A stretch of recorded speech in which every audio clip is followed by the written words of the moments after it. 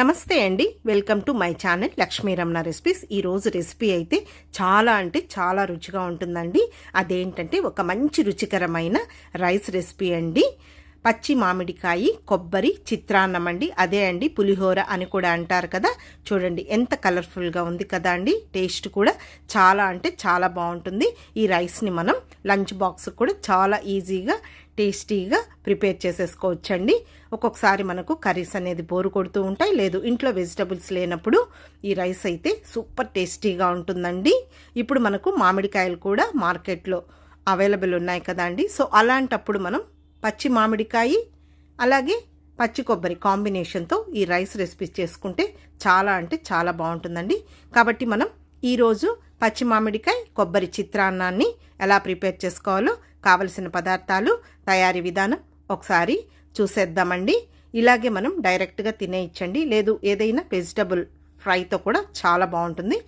ముందుగా స్టవ్ వెలిగించుకొని ప్యాన్ పెట్టేసుకొని ఇందులో 3 టేబుల్ స్పూన్ల నూనె వేసుకోవాలండి. నూనె వేడెక్కిన తర్వాత ఫ్లేమ్ని మీడియంలో పెట్టేసుకొని ఒక అర టీ స్పూన్ ఆవాలు, 2 టేబుల్ స్పూన్ల పల్లీలు, 1 టేబుల్ స్పూన్ పచ్చిశనగపప్పు, అలాగే 1 టేబుల్ స్పూన్ మినప్పప్పు, ఒక పావు టీ స్పూన్ జీలకర్ర కూడా వేసేసుకొని ముందుగా మీడియం ఫ్లేమ్లో ఇలా కలుపుకుంటూ ఒక 2 నిమిషాలు ఈ పోపు దినుసుల్ని మంచి కలర్ వచ్చే వరకు ఫ్రై చేసేసుకోవాలండి.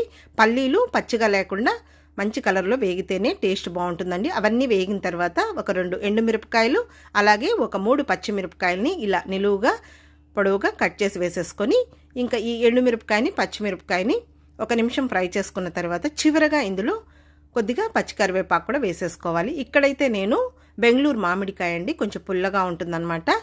ఆ పైన చెక్కు తీయకుండా గ్రేట్ చేసేసానండి, మరీ సన్నగా కాకుండా ఈ విధంగా. అది ఒక 3 టేబుల్ స్పూన్లు తీసుకున్నానండి. ఇంకా ఈ మామిడికాయ తురుము వేసిన తర్వాత 1 నిమిషం మీడియం ఫ్లేమ్లో ఈ మామిడికాయ తురుముని ఆ పోపుతో పాటు ఫ్రై చేసేసుకోవాలండి. మరి ఎక్కువసేపు ఫ్రై చేయకూడదండి, మెత్తగా అయిపోతుంది అనమాట. కొద్దిగా క్రంచీగా ఉంటేనే బాగుంటుంది. ఇప్పుడు ఇందులో ఒక పావు టీ స్పూన్ పసుపు పొడి వేసేసుకొని జస్ట్ అలా ఫ్రై చేసేసుకోవాలి. ఇప్పుడు స్టవ్ ఆఫ్ చేసేసుకోవాలి.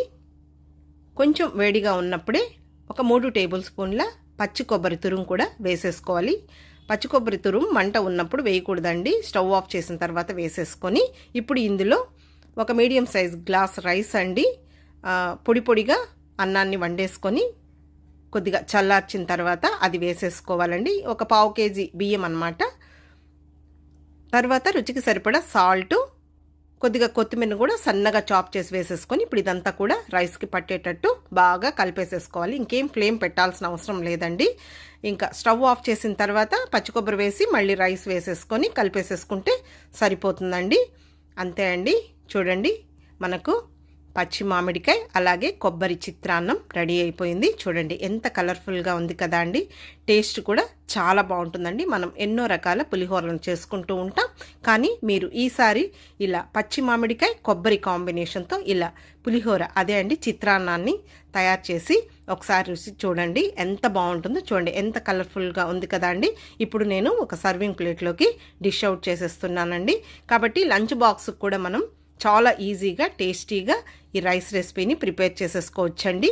లేదు మనకు డైరెక్ట్గా తినేయచ్చు, లేదు ఏదైనా వెజిటబుల్ ఫ్రై కానీ, లేదు పల్లీ చట్నీ కానీ, కొబ్బరి చట్నీ కాంబినేషన్తో చాలా బాగుంటుందండి. కాబట్టి ఒకసారి తప్పకుండా మీరు పచ్చి మామిడికాయ కొబ్బరి చిత్రాన్నాన్ని తయారు చేసి ఎలా వచ్చిందో మళ్ళీ కామెంట్ చేయండి. ఈ వీడియో మీకు నచ్చితే లైక్ చేయండి, షేర్ చేయండి. కొత్తగా చూస్తున్నవారు మన ఛానల్ని తప్పకుండా సబ్స్క్రైబ్ చేసుకోండి. మన ఛానల్లో మంచి మంచి రెసిపీస్ బోల్డ్ అన్నీ ఉన్నాయండి, చూసి తప్పకుండా ట్రై చేయండి.